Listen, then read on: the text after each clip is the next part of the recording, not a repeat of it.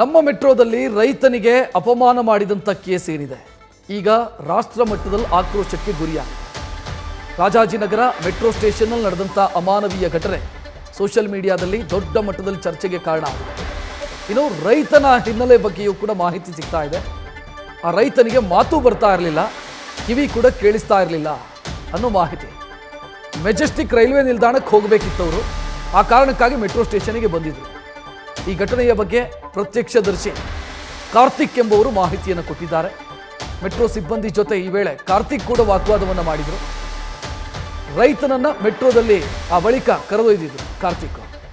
ಈ ಘಟನೆಗೆ ಸಂಬಂಧಿಸಿದಂತೆ ಕಾರ್ತಿಕ್ ಮಾತನಾಡಿದ್ದಾರೆ. ನಮ್ಮ ಪ್ರತಿನಿಧಿ ಸತ್ತಾರ್ ಮಾತನಾಡಿಸಿದ್ದಾರೆ, ನೋಡೋಣ. ರೈತರೊಬ್ಬರ ಬಟ್ಟೆ ಗಲೀಜಾಗಿದೆ ಅನ್ನೋ ಕಾರಣಕ್ಕೆ ರಾಜಾಜಿನಗರ ಮೆಟ್ರೋ ಸಿಬ್ಬಂದಿ ಅವರನ್ನು ಮೆಟ್ರೋಗೆ ಎಂಟ್ರಿ ಮಾಡಲು ಅವಕಾಶ ನಿರಾಕರಣೆ ಮಾಡಿದ ಪ್ರಕರಣ ದೊಡ್ಡ ಮಟ್ಟದಲ್ಲಿ ಸದ್ದು ಮಾಡ್ತಾ ಇದೆ. ಈ ಒಂದು ಪ್ರಕರಣ ಹೊರಬರಕ್ಕೆ ಮುಖ್ಯವಾಗಿ ಕಾರಣವಾಗಿದ್ದು ಅವತ್ತು ಆ ಒಂದು ದೃಶ್ಯವನ್ನು ವಿಡಿಯೋ ಮಾಡಿದಂಥ ವ್ಯಕ್ತಿ, ಇವತ್ತು ಆ ವ್ಯಕ್ತಿ ನಮ್ಮ ಜೊತೆ ಇದ್ದಾರೆ. ಅವ್ರನ್ನೇ ಮಾತನಾಡಿಸ್ಕೊಂಡು ಹೋಗ್ತೀನಿ. ಸರ್, ಅವತ್ತು ಏನಾಯ್ತು ಸರ್? ಫಸ್ಟ್ ಆಫ್ ಆಲ್ ಈ ಒಂದು ಘಟನೆ ಬಗ್ಗೆ ನಿಮ್ಮ ಫಸ್ಟ್ ರಿಯಾಕ್ಷನ್ ಸರ್. ಅವತ್ತು ಏನಾಯ್ತು ಅಂದರೆ, ನಾನು ಶನಿವಾರ ಅವತ್ತು ಮೆಟ್ರೋದಲ್ಲಿ ನಾನು ಬೇರೆ ಕಡೆಗೆ ಹೋಗೋಣ ಅಂತ ಹೋಗ್ತಿದ್ದೆ. ಹೋಗುವಾಗ ಒಬ್ಬರು ವಯಸ್ಸಾದ ಅಜ್ಜ ಬರ್ತಿದ್ರು ಮೆಟ್ರೋದಲ್ಲಿ. ಅವ್ರಿಗೆ ಮೆಟ್ರೋ ಸಿಬ್ಬಂದಿ ಒಳಗೆ ಬಿಡಲಿಲ್ಲ. ನಾನು ಯಾಕೆ ಬಿಡಲಿಲ್ಲ ಅಂತ ಅವ್ರಿಗೆ ಕೇಳಿದೆ. ಅದಕ್ಕೆ ಅವರು ಬಟ್ಟೆ ಗಲೀಜಾಗಿದೆ ಅಂತಂದರು. ನನಗೆ ಇದನ್ನು ಕೇಳಿ ಮನಸ್ಸಿಗೆ ಭಾಳ ನೋವಾಯಿತು. ಯಾಕಂದರೆ ನಮ್ಮೊಳಗಿರೋ ಭಗವಂತ ಅಥವಾ ನಮ್ಮೊಳಗಿರೋ ಶಕ್ತಿನೇ ಪ್ರತಿಯೊಬ್ಬರಲ್ಲಿರೋದು ಅದೇ ಒಂದೇ ಚೈತನ್ಯನೇ ಎಲ್ಲ ಕಡೆ ಸಹಿತ ಇರೋದು. ಅವ್ರನ್ನೂ ಒಬ್ಬರು ಬಟ್ಟೆ ಚೆನ್ನಾಗಿಲ್ಲ ಅಂತ ಅವರಿಗೆ ಬೇರೆ ರೀತಿ ಟ್ರೀಟ್ ಮಾಡೋದು ತುಂಬ ದುಃಖಕರ ಸಂಗತಿ. ಇದಾದಮೇಲೆ ನಾನು ಏನು ಮಾಡಿದೆ ಅಂತಂದರೆ, ನಾನು ಅವ್ರಿಗೆ ಹೇಳಿದೆ, ಈಗ ಯಾಕೆ ಹಾಗೆ ಮಾಡ್ತೀರಾ ಅಂತ. ನಾನು ಅವ್ರನ್ನ ವಾಪಸ್ ಕರ್ಕೊಂಬಂದು ಮೆಟ್ರೋದೊಳಗೆ ಕರ್ಕೊಂಬಂದು ನಾನು ಅವ್ರಿಗೆ ಎಲ್ಲಿಗೆ ತಲುಪಬೇಕೋ ಅಲ್ಲಿಗೆ ಬಿಟ್ಟೆ. ಅವಾಗ ಮೆಟ್ರೋ ಸಿಬ್ಬಂದಿ ಹತ್ರ ಮಾತಾಡಿದೆ, ನೀವು ಯಾಕೆ ಇವ್ರನ್ನ ಬಿಡ್ತಿಲ್ಲ ಅಂತ. ಮೆಟ್ರೋ ಸಿಬ್ಬಂದಿ ಬಟ್ಟೆ ಗಲೀಜಾಗಿರೋದಕ್ಕೆ ಬಿಡ್ತಿಲ್ಲ ಅಂದರು. ನಾನು ಕೇಳಿದೆ, ಆ ಥರದ್ದು ಎಲ್ಲರ ರೂಲ್ಸ್ ಇದೆ ಅಂತ. ಅದಕ್ಕೆ ಅವರು ಈ ಥರದ್ದು ಎಲ್ಲ ರೂಲ್ಸು ನಾವು ಬರೆದಿಡೋಕ್ಕಾಗಲ್ಲ ಅಂತಂದರು. ನಾನಂದೆ, ರೂಲು ಬರೆದಿಡೋಕ್ಕಾಗಲ್ಲ ಅಂದರೆ ಅದು ರೂಲ್ ಅಲ್ಲ, ಅದು ನಿಮ್ಮ ಸೆಲ್ಫ್ ಅಸಂಪ್ಷನ್ ಅಷ್ಟೇ, ಅದು ರೂಲ್ ಅಲ್ಲ ಅಂದೆ. ಆಮೇಲೆ ನಮ್ಮ ಹೈಯರ್ ಸಿಬ್ಬಂದಿ ಹತ್ರ ಮಾತಾಡಿ ಅಂದರು. ನಾನಂದೆ, ನಾನು ಯಾರ ಚೇಂಬರ್ಗೂ ಹೋಗಿ ನಾನು ಮಾತಾಡೋನಲ್ಲ, ಅವ್ರಿಗೆ ಮಾತಾಡಬೇಕಾದ್ರೆ ನನ್ನ ಹತ್ರ ಕರೀರಿ ಅಂತಂದೆ. ಅವಾಗ ಅವರು ಬಂದರು. ಅವ್ರ ಹತ್ರ ಮಾತಾಡಿದೆ. ಅವರು ನಮ್ಮ ಇನ್ನೊಬ್ಬ ಸಿಬ್ಬಂದಿ ಇದ್ದಾರೆ, ಹೈಯರ್ ಆಫೀಸರು, ಅವ್ರ ಹತ್ರ ಮಾತಾಡಿ ಅಂದರು. ನಾನು ಯಾರ ಹತ್ರನೂ ಹೋಗಿ ಮಾತಾಡೋದಿಲ್ಲ, ನಾನೊಬ್ಬ ಸಾಮಾನ್ಯ ಪ್ರಯಾಣಿಕ. ನನ್ನ ಜೊತೆಗೆ ಒಬ್ಬರು ಪ್ರಯಾಣಕ್ಕೆ ಬರ್ತಾ ಇದ್ದಾರೆ, ನಾನು ಅವ್ರನ್ನ ಕರ್ಕೊಂಡು ಹೋಗ್ತೀನಿ, ನೀವು ಏನು ಮಾಡ್ತೀರೋ ಮಾಡಿ ಅಂತಂದು ನಾನು ಆ ಅಜ್ಜನ ಕರ್ಕೊಂಡು ಹೋಗಿ ಬಿಟ್ಟು ಬಂದೆ. ಇದು ಇಷ್ಟೇ ನಡೆದಿರೋ ಘಟನೆ.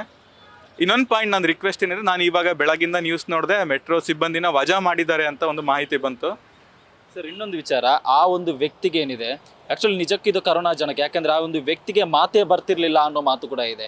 ನೀವು ನೋಡ್ದಂಗೆ ಆ ವ್ಯಕ್ತಿ ಹೆಂಗಿದ್ರು ಸರ್ ಅವತ್ತು? ನಾವು ಇದನ್ನು ತುಂಬ ಈ ಸಮಸ್ಯೆಗೆ ತುಂಬ ಡೀಪಾಗಿ ಹೋಗೋದು ಬೇಡ. ಯಾಕಂದರೆ ಈ ಸಮಸ್ಯೆ ಏನು ಅಂತ ಆಲ್ರೆಡಿ ಎಲ್ಲರ ಕಣ್ಣಿಗೂ ಚಿತ್ರ ಬಂದಿದೆ. ನಾವು ಏನು ಪರಿಹಾರ ಮಾಡ್ಬೋದು ಅನ್ನೋದ್ರ ಕಡೆ ಗಮನ ಕೊಡೋದು ಒಳ್ಳೆಯದು ಅನಿಸುತ್ತೆ. ಅಲ್ಲ, ನಿಜ ಆ ವ್ಯಕ್ತಿಗೆ ಮಾತು ಬರ್ತಾ ಇತ್ತಾ, ಏನು ಕತೆ ಅಂತ? ಇಲ್ಲ, ಅವರು ಸ್ವಲ್ಪ ಮಾತು ಸರಿಯಾಗಿ ಆಡ್ತಿದ್ದಿಲ್ಲ, ಮಾತು ಬರ್ತಿದ್ದಿಲ್ಲ, ಅವ್ರಿಗೆ ಕಿವಿನೂ ಸಹಿತ ಸರಿಯಾಗಿ ಕೇಳಿಸ್ತಿದ್ದಿಲ್ಲ. ಬಟ್ ಅವರು ರೈಲ್ವೆ ಸ್ಟೇಷನ್ಗೆ ಹೋಗ್ಬೇಕಿತ್ತು. ಯಾಕಂದರೆ ಅವರು ಅದನ್ನು ನನಗೆ ಸಗಣಿಗಳ ಮೂಲಕ ತೋರಿಸ್ತಿದ್ರು ನಾನು ಅಲ್ಲಿಗೆ ಹೋಗಬೇಕು ಅಂತ.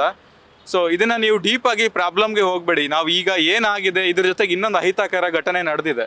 ಆ ಅಹಿತಕರ ಘಟನೆ ಏನು? ಆ ಮೆಟ್ರೋ ಸಿಬ್ಬಂದಿನ ಕೆಲಸದಿಂದ ತೆಗೆದಿದ್ದಾರೆ.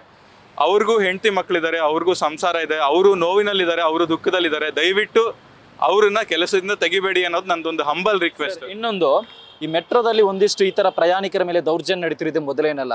ಅಂದರೆ ಈಗಾಗಲೇ ಒಂದು ಮೆಟ್ರೋ ಅವರು ಸೆಲ್ಫಿ ಪಾಯಿಂಟ್ ಅಂತ ಮಾಡಿದ್ದಾರೆ. ಆ ಸೆಲ್ಫಿ ಪಾಯಿಂಟ್ಗೆ BMRS ಅಲ್ಲಿ ಮಾಡಿದ್ರು ಕೂಡ ಅಲ್ಲಿ ಸೆಲ್ಫಿ ತೆಗೆಕ್ಕೆ ಹೋಗೋ ಸಂದರ್ಭದಲ್ಲಿ ಪ್ರಯಾಣಿಕರ ಮೊಬೈಲ್ ಕಸಿದ್ದು ನೆಲಕ್ಕೆ ಬಿಸಾಡೋದು, ಈ ಥರ ಒಂದಿಷ್ಟು ದೌರ್ಜನ್ಯ ಪ್ರಕರಣ ಆಗ್ತಾ ಇದೆ. ಇದರ ಬಗ್ಗೆ ಏನಂತೀರಿ ಸರ್? ಒಬ್ಬರು ಪ್ರಯಾಣಿಕರ ಕಾಮನ್ ಮ್ಯಾನ್. ಇಲ್ಲ, ಈ ಪ್ರಾಬ್ಲಮ್ ಸ್ಟೇಟ್ಮೆಂಟ್ ಬಗ್ಗೆ ನನಗೆ ಅರಿವಿಲ್ಲ. ನೀವು ಹೊಸ ಪ್ರಾಬ್ಲಮ್ ಸ್ಟೇಟ್ಮೆಂಟ್ ಬಗ್ಗೆ ನನಗೆ ಅಭಿಪ್ರಾಯ ಹೇಳು ಅಂತ ಹೇಳ್ತಾ ಇದ್ದೀರಾ. ನನಗೆ ಈ ಪ್ರಾಬ್ಲಮ್ ಬಗ್ಗೆ ಗೊತ್ತಿಲ್ಲ. ಒಂದು ನಿಮಿಷ ದಯವಿಟ್ಟು ಕೇಳಿ ನಾನು ಹೇಳೋದು.